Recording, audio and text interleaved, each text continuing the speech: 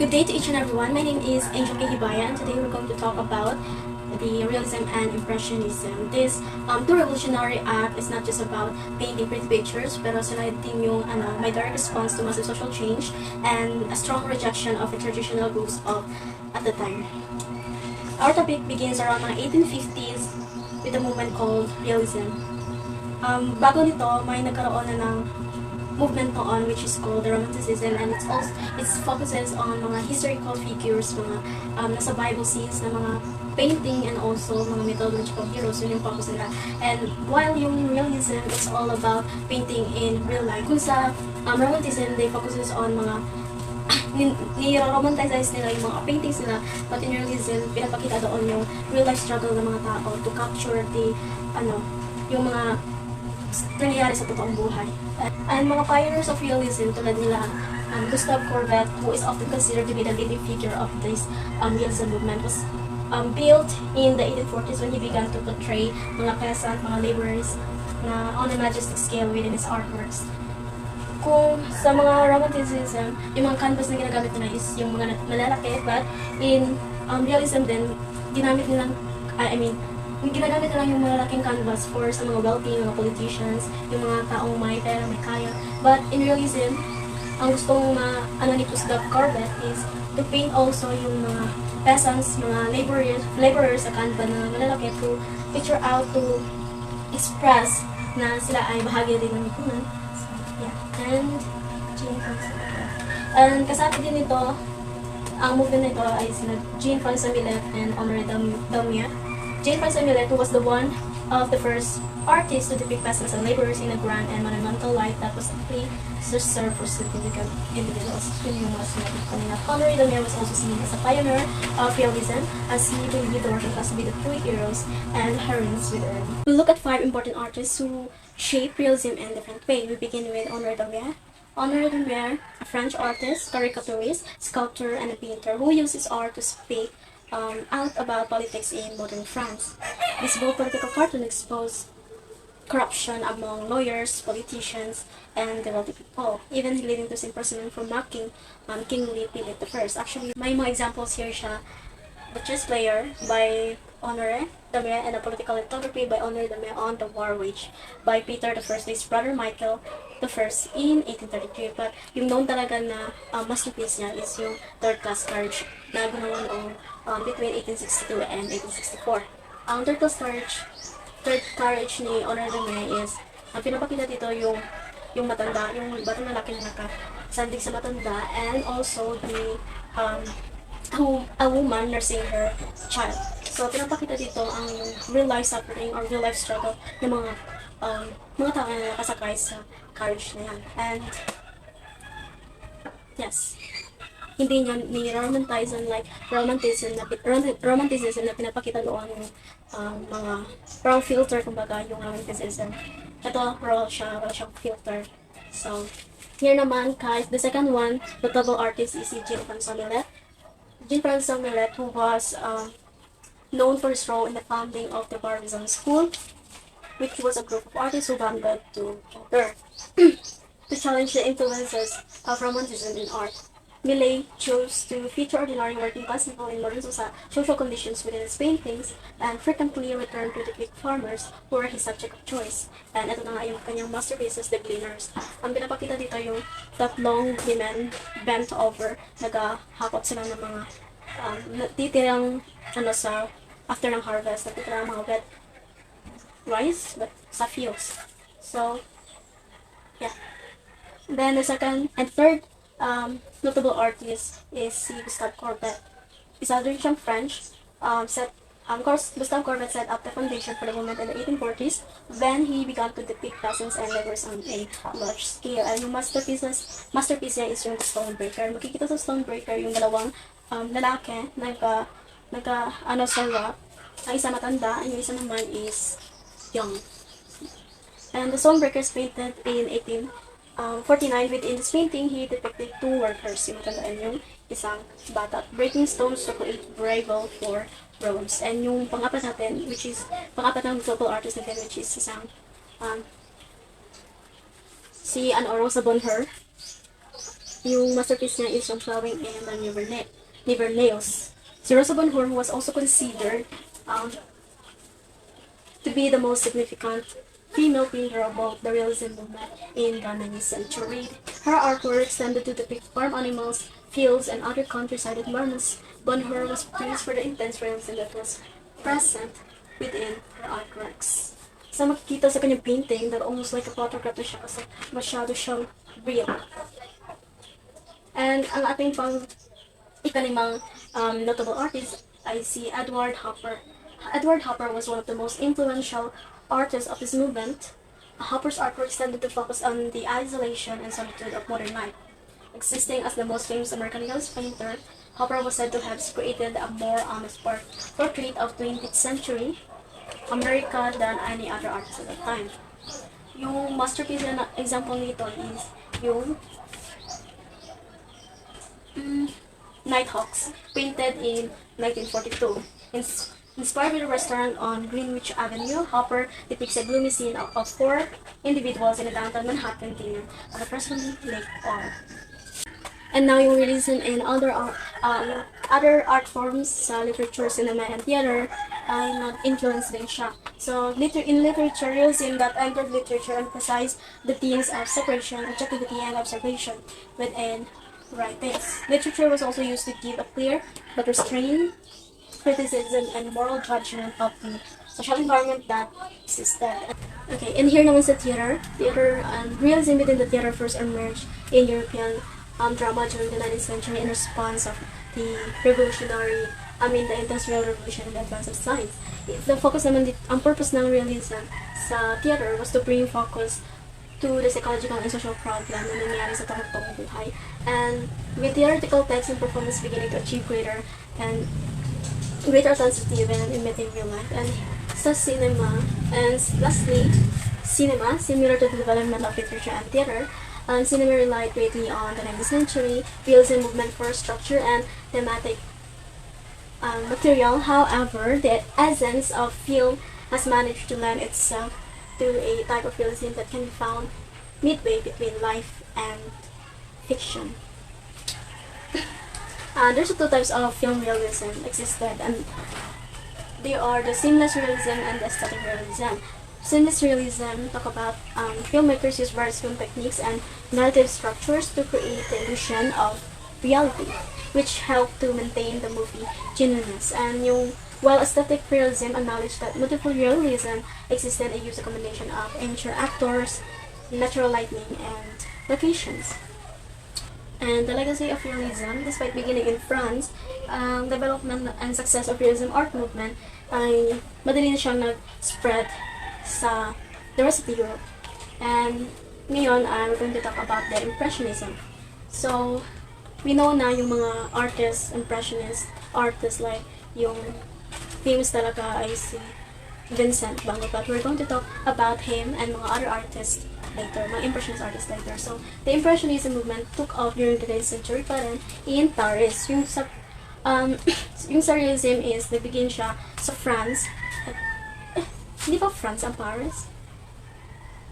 Anyway, when a group of independent artists decided to host their own exhibition for their paintings that were totally excluded from the salon. Kasi, parang dinidecline yung mga painting ng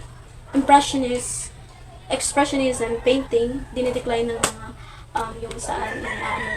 yung mga painting nila, which is called the salon. Reaching a peak during the 1870s and 1880s, Impressionism broke all the conventional rules associated with traditional academic painting. Like sa like sa part ng realism, di ba dinidecline yung realism kasi yung mga sanayan nilang style of painting is yung romanticism. Now, yung realism, naging known na siya hanggang gumagamit na sa buong Europe at nagkilala yung style na yon. Ganun din yung nangyari sa Impressionism. Then, the influence of this period eventually led to the emergence of the Impressionism, Post-Impressionism, and Fauvism and Cubism. But, hindi natin ito itatopic kasi hindi naman ito yung focus ng topic namin. So, what did the Impressionism movement stand for? Itong movement initiated by a group of artists in 19th century Europe. Impressionism was an art movement, obviously, that violated all of the rules associated with traditional art. Yung Romanticism is, focus niya is yung historical figures dapat magkaganda, dapat romanticize yung paggawa ng painting. Ang sa, ano naman sa realism, yung focus niya is dapat, ano siya, looks like a photograph na, and parang paint, parang siyang picture sa tumambay, parang kinuha na ng picture, pero painting siya. So dito naman sa Impressionism, yun yung nangyari. And yung Impressionism kasi, iba yung style, may iba't ibang style kasi siya, yung Romanticism, yung Realism, and yung Impressionism. At ang Impressionism, mas, ano siya, parang pag-paint mo sa painting, it parang reflect lang siya sa light to form a picture, to form an object, a subject, ganun. And, okay. Growing tired of the archaic exhibition and salons whereby only government-approved artworks were allowed to be on display, this group of free thinkers established Impressionism as a new avant-garde movement. So, kilala natin yung mga group of people, group of artists na inadapt yung Impressionism sa kanyang artworks. And now here, sa Impressionism, ordinary life and outer scenes quickly became the prime subject of artists kasi may tinatawag daw sila kung na and plein air, kung saan sa labas talaga sila mag-paint ng kanilang painting to capture the real life, to capture the scenes. So yun yung ipipaint nila. Then, Impressionist paintings were characterized by small yet discernible brushstrokes that placed great emphasis on capturing the ever-changing quality of light and ordinary subject matter. As the style allowed freely and lightly brushed colors to take priority over lines and contours, as artists favored loose representation over concrete details. So, yung, as you can see here sa mga examples paintings here sa dito is, as makikita nyo, hindi siya tulad ng realism. Kasi yung realism, may detail, talaga siya, lines, may detail. But doon is, parang, pinapakita doon yung, parang nakaka-capture talaga yung, real life sa paintings. And here naman sa Impressionism is, paggamit lang ng lights, reflection of lights, is,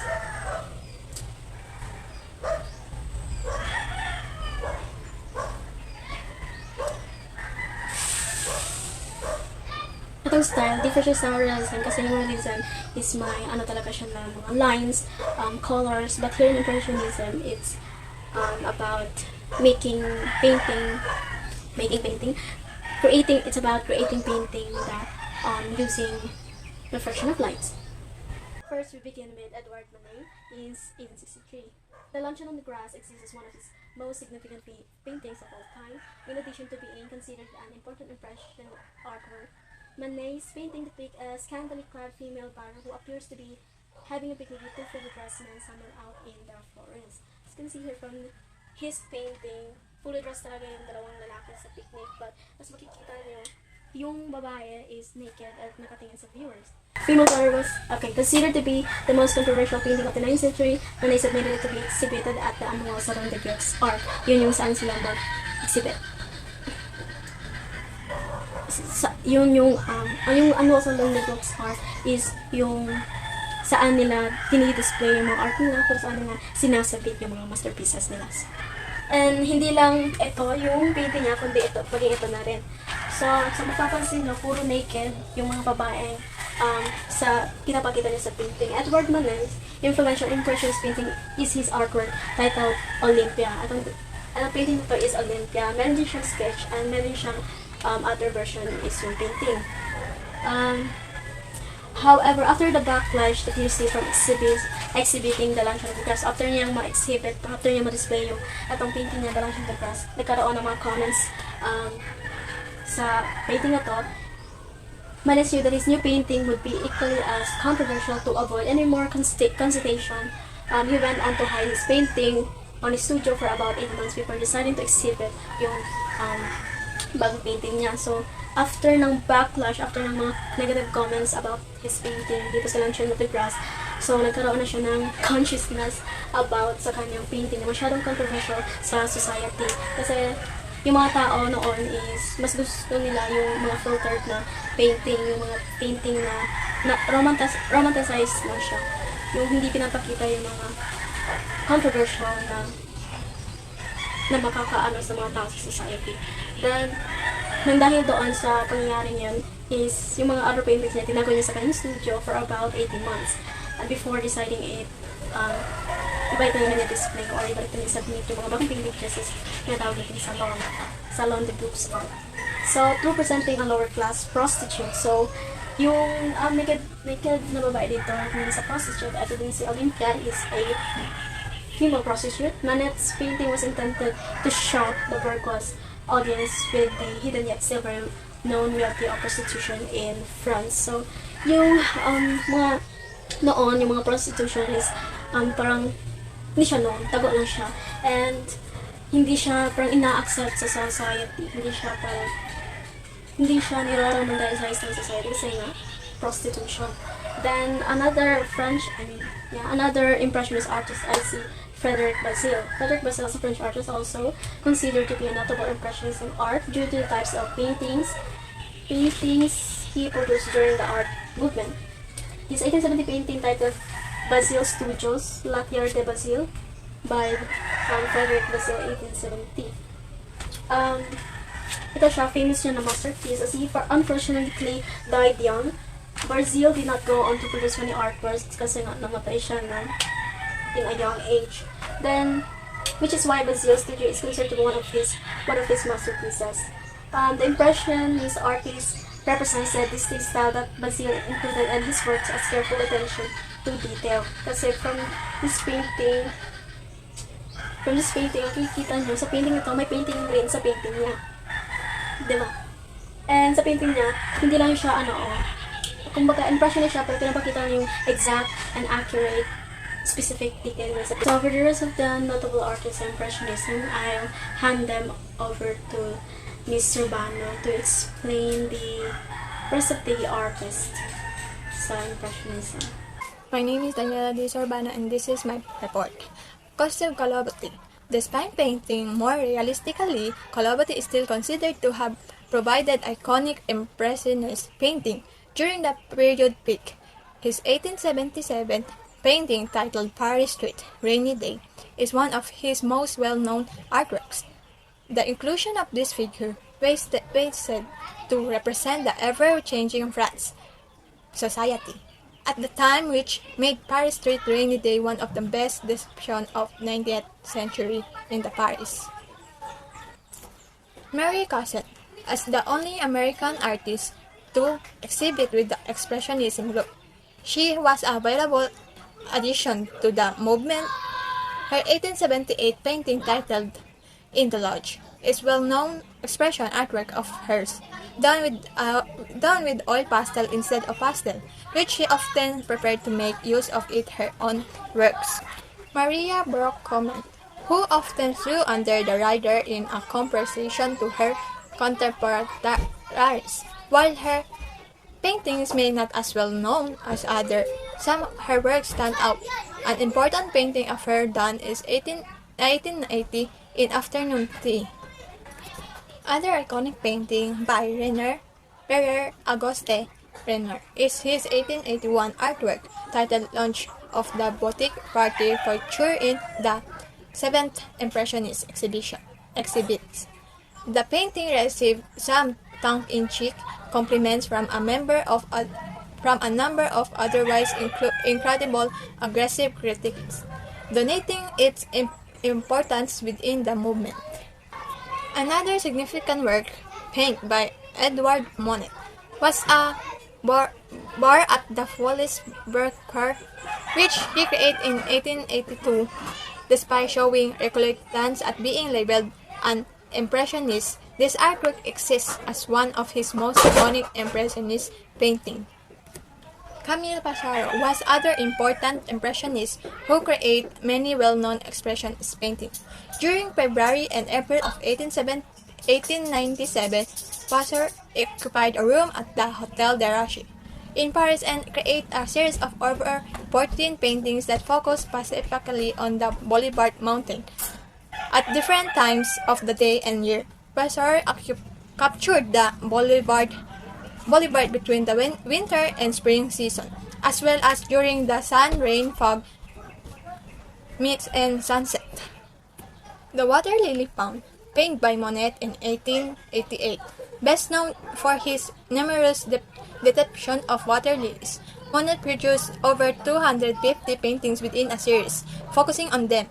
The Water Lily Pond is one of the significant paintings to come from that series. The Water Lily Pond, complete with Japanese bridge, was designed by himself, although he only managed to capture it in about 3 paintings, considered to be remarkable on so many levels, as no artist before Monet had used colors, light, and reflection such as a skillful way. Good morning, sir. My topic is all about the different artists and their artwork. First is, in 1872, Claude Monet's painted Impression Science. Monet's painting was said to truly give birth to the movement and help propel it along. This painting was considered to be the trademark of the new Impressionist style. Second, in 1874, Edgar Degas' artwork titled The Dance Class. This artwork is considered to be so intricate as Degas included more than 20 figures in this composition which attract the attention of viewers. The conductor was renowned ballet master Jules Perrot, with Degas creating the composition based on a scene in a rehearsal room in the Paris Opera. Rejecting the idea of being called an impressionist, Degas painted the dance class with as much realism as he could. In 1874, Alfred Sisley artwork titled Fog Voicings. Sisley fully committed to the Impressionist technique and consistently painted and plain air, which can be seen in the many landscape compositions he created. In 1872, Berthe Morisot painting titled The Cradle. The Cradle exists as the most well-known work of her due to the impressionistic techniques she displayed. The Cradle depicts a scene filled with intimacy and protection, with Morisot implying that a mother's love can shield others from harm. In 1876, French artist Pierre-Auguste Renoir created countless iconic paintings danced at Le Moulin de la Vallée during the movement.